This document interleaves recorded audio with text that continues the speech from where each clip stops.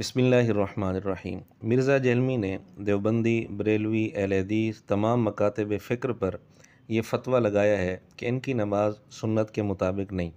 पहले हम आपको इसका ये फ़तवा सुनाएंगे, फिर इसके बाद हम मिर्ज़े को ऐसी लाजवाब फक्की देंगे कि मिर्ज़े की नस्लें याद रखेंगी। पाकिस्तान में भी जो अहले हदीस मकतब फ़िक्र के लोग हैं वो नमाज काफ़ी हद तक बेहतर पढ़ते हैं। वैसे तो उनके अंदर भी अब काफ़ी ज़्यादा हनफियों को देखा देखी बीमारी आ गई है। यानी मैंने इन 14-15 सालों में बड़ी उनके अंदर वेरिएशन देखी है।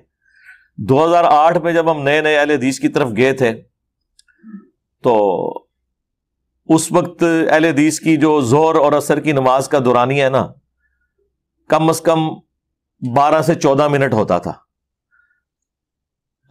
हनफियों का उस वक्त भी 5-6 मिनट था, वो 5-6 मिनट पे ही है। बजाय कि वो इनका रंग पकड़ते, इन्होंने रंग पकड़ लिया। ये अब 12-13 मिनट से 8 मिनट पे आ गए हैं, 7 मिनट पे आ गए, और कहते हैं जी वो नमाजी तंग होते हैं। दफा हो जाएंगे ऐसे नमाजी कि वो उनकी अपनी तो नमाज हो नहीं रही, दूसरों की भी बर्बाद करवा रहे हैं।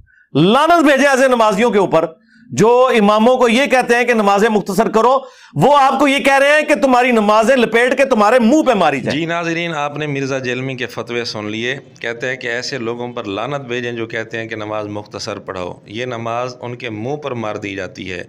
और हदीस में चूँकि इमाम को हुक्म दिया गया है कि हल्की नमाज पढ़ाए, तो इसके लिए भी मिर्ज़ा जहलमी ने मेयार बताया है कि हल्की नमाज कितनी होगी, उसमें किरात कितनी होनी चाहिए।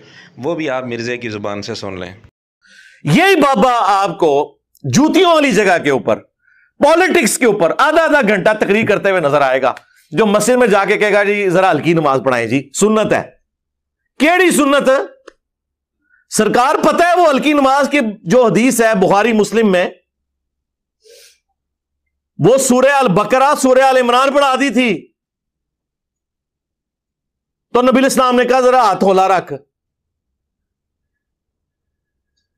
यानी पहले 4 पारे पढ़े हैं, तो 4 पारे वाले को जब कहा कि जाए कि हाथ होला रख, तो क्या है कि 1 पारा पढ़ा लो। आप वाली नमाज थी वो। जी आपने सुन लिया, मिर्ज़े ने मेयार भी बता दिया कि हल्की नमाज का मतलब यह है कि 1 पारा नमाज के अंदर पढ़ना चाहिए। और दुनिया की किसी भी मस्जिद में किसी नमाज के अंदर 1 पारा कुरान करीम पढ़ा जाता हो, कम अज़ कम हमारे इल्म में नहीं है। तो इसका मतलब ये हुआ कि मिर्ज़े के नज़दीक तमाम मुसलमानों की नमाज सुन्नत के मुताबिक नहीं हो रही, ना हरमैन में ना किसी और जगह।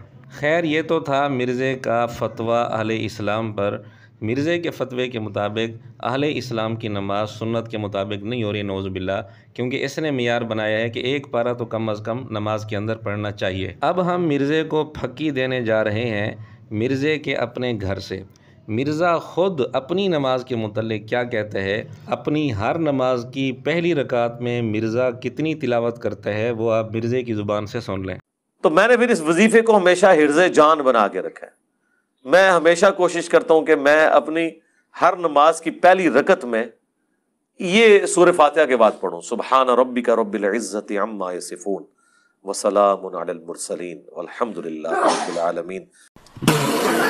बड़े अफसोस की बात है, जो बंदा हर नमाज की पहली रकात में ये छोटी 3 आयात पढ़ने की कोशिश करता है सूरह फातिहा के बाद, वो किस मुंह से दूसरों को सुन्नत मिकदार ये बता रहा है कि जी 1 पारा तो पढ़ना चाहिए, जबकि ये खुद एक रुकू भी नहीं पढ़ता। और हमने मिर्ज़े की ज़ुबान से आपके सामने साबित कर दिया, तो किस मुंह से ये दूसरों पर फतवे लगा रहा है। बाकी जहाँ तक मिर्ज़े ने बुखारी की हदीस का हवाला दिया कि सूरह बकरा और सूरह आल इमरान एक सहाबी ने पढ़ा दी थी, आप अलैहिस्सलातु वस्सलाम ने उसे फरमाया कि हाथ होला रख, तो उस हदीस के अंदर ख़ुद वजाहत मौजूद है कि आप अलैहिस्सलातु वस्सलाम ने कौन सी सूरतें बताई थीं कि ये सूरतें पढ़ा करो।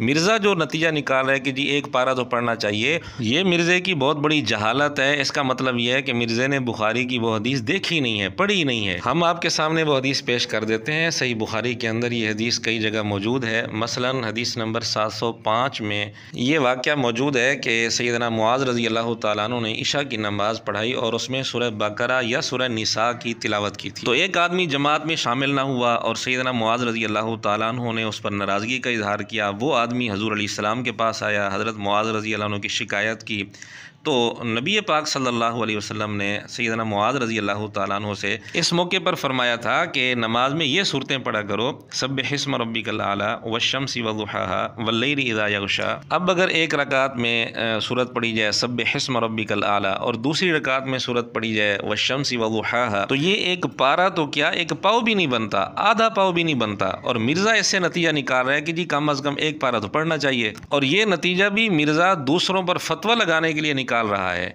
अपने घर की इसको खबर नहीं है कि ख़ुद ये हर नमाज की पहली रकात में छोटी सी 3 आयात पढ़ने की कोशिश करता है। इसलिए मिर्ज़े से गुजारिश है दूसरों पर फतवा लगाने से पहले अपने घर की खबर ले लिया करे, वरना इसी तरह जलील और रुस्वा होता रहेगा। एक जगह मिर्ज़ा ख्वाहिश और तमन्ना कर रहा है कि ऐसी मस्जिद हो जहाँ आधे पौने घंटे की नमाज हो, वहाँ जाकर मैं नमाज पढ़ूँ। मैं समझता हूँ मैं तो बहुत ज़्यादा आजमाइश से गुजर रहा हूँ। मेरे लिए जिंदगी में कोई पूछे ना, मुझे सबसे ज्यादा एंजॉयमेंट जिसमें थी ना चीज में, वो था फजर की नमाज तकबीर-ए-औला से पढ़ना और इशराक तक मस्जिद में बैठना। सुन्नत भी है, लेकिन अब कई साल गुजर चुके हैं, मेरे लिए सिक्योरिटी इश्यूज हैं, मैं आज भी इस चीज को बड़ा मिस करता हूं। ढूंढ के ऐसी मस्जिद में जहां कुरान पढ़ा जाए, आधे पौने घंटे की नमाज हो, कम अज कम कुरान बंदा सुबह सवेरे तो बाशो बंदा चार्ज हो जाता है। अब आप ख़ुद फैसला करें कि मिर्ज़े की इस तमन्ना को तमन्ना कहें या मुनाफ़क़त कहें। जो बंदा हर नमाज की पहली रकात में 3 आयात पढ़ने की कोशिश करता है, वो भी छोटी सी आयात हैं, वो ये तमन्ना करे कि जी ऐसी मस्जिद हो जहाँ आधे पौने घंटे की नमाज हो, तो क्या ये तमन्ना है या मुनाफ़क़त है? और ये भी बड़ी हैरान कुन बात है कि अहले इस्लाम की नमाज पर वो बंदा एतराज़ कर रहा है जो बड़े फ़ख्र से बताता है कि मेरे काफ़ी सारे स्टूडेंट्स इशा की नमाज फजर का वक्त शुरू होने से आधा घंटा पहले पढ़ते हैं। हाँ, अगर यह है कि वो आखिरी आधे घंटे में उठ के इशा पढ़ते थे और फिर उसी वजह फजर, फिर तो ठीक है। वो तो साढ़े काफी सारे स्टूडेंट इंजी करते हैं, फिर मगरिब भी बेशक नाल पढ़ लें, कोई मसला नहीं, नमाज़ जमा हो सकती हैं। जी, अहले इस्लाम पर फतवा लगाने के लिए तो मेयार इसका ये था कि कम अज़ कम एक पारा तो पढ़ना चाहिए, और अपने स्टूडेंट्स के मुतल्लिक बड़े फ़ख्र से बता रहे हैं कि मेरे काफ़ी सारे स्टूडेंट्स ऐसा करते हैं कि फ़जर का वक्त शुरू होने से आधा घंटा पहले इशा की नमाज़ पढ़ते हैं। तो ये कौन सा सुन्नत तरीक़ा है? क्या नबी पाक सल्लल्लाहु अलैहि वसल्लम का मामूल यही था? क्या किसी सहाबी का ये मामूल मिलता है?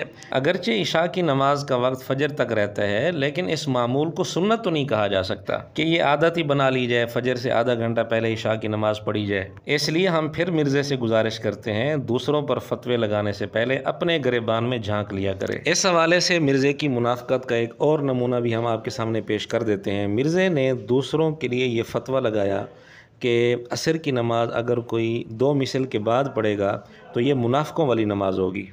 तो साया असली प्लस 1 मिसल, तो ये असर का वक्त, फिर असर का अफजल वक्त 2 मिसल तक रहता है, इसके अंदर अंदर पढ़ लीजिए। इससे लेट करेंगे तो मैंने बताया कि मुनाफिक की नमाज होगी। मिसल सानी के बाद से मगरिब तक का जो वक्फ़ा है वो तकरीबन 1.5 से 2 घंटा होता है। यानी अगर कोई मगरिब से 1.5 घंटा पहले भी असर की नमाज़ पढ़े तो मिर्ज़े के फ़तवे के मुताबिक ये मुनाफ़िकों वाली नमाज है, नऊज़ु बिल्लाह। ये फ़तवा तो था दूसरों के लिए, लेकिन मिर्ज़े का अपना हाल क्या है, इसकी एकेडमी का हाल क्या है, वो हम आपको दिखा देते हैं। आप यूट्यूब पे सर्च करें तो हम हाजिर हो जाएंगे। क्या हुक्म है मेरे आका? बताएं आज किसकी क्लास लेनी है?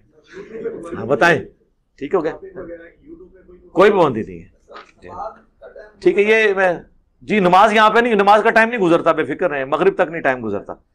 जी नाज़रीन, आपने सुन लिया, दूसरों की क्लास लेने की तो इसको बड़ी फ़िक्र है, लेकिन अपनी नमाज की इसको कोई फ़िक्र नहीं। एक बंदा इसको मुतवज्जे भी करता है भी असर की नमाज का वक्त जा रहा है, नमाज पढ़ने दें, लेकिन ये कहते हैं नहीं नहीं मगरिब तक वक्त नहीं गुजरता। यानी दूसरों के लिए फ़तवा ये था कि अगर कोई घंटा पहले बल्कि 1.5 घंटा पहले भी असर की नमाज़ पढ़ेगा तो वो मुनाफ़िकों वाली नमाज होगी, और अपने लिए मसला ये है कि मगरिब तक नमाज का वक्त रहता है। मिर्ज़े के शागिर्दों में अगर इंसाफ नामी कोई चीज़ है तो बताएं, क्या ये मुनाफ़िकत नहीं है? हकीकत ये है कि इसको बस ये फ़िक्र होती है दूसरों की क्लास किस तरह लेनी है, तंज़ दूसरों पर किस तरह करना है, दूसरों की हुटिंग किस तरह करनी है, फतवा किस तरह लगाना है, अपने घर की इसको ख़बर कोई नहीं होती। चलें, ये बात तो समझ में आती है, पाकिस्तान के उलमा इसकी हकीकत वाज़े कर रहे हैं, इसलिए इसको तकलीफ़ होती है और इन उलमा की मुखालफत करते हैं, इन पर फतवे लगाता है। लेकिन बड़ी हैरानी होती है कि इसने इमाम काबा को भी नहीं छोड़ा, इमाम काबा की नमाज पर भी इसने बड़ी हुटिंग की, तंज़ किया, मजाक उड़ाया।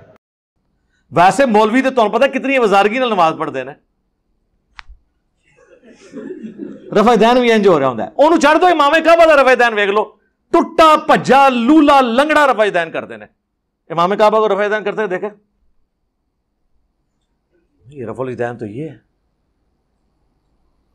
अबाजार तो फिर लोगों ने कहना ना मक्खियां मारते हैं, वो रफादैन नहीं होता, वो मक्खी होती है। कुछ लोग बिच्छू सिफत होते हैं जिन्होंने हर किसी को काटना ही होता है। मिर्ज़े का भी यही हाल है, इसने हर किसी पर फतवे लगाने होते हैं। मिर्ज़े के शागिर्द ज़रा इंसाफ से बताएं, क्या इल्मी इख्तलाफ इसी तरीके से होता है? ये है इल्मी इख्तलाफ का तरीका?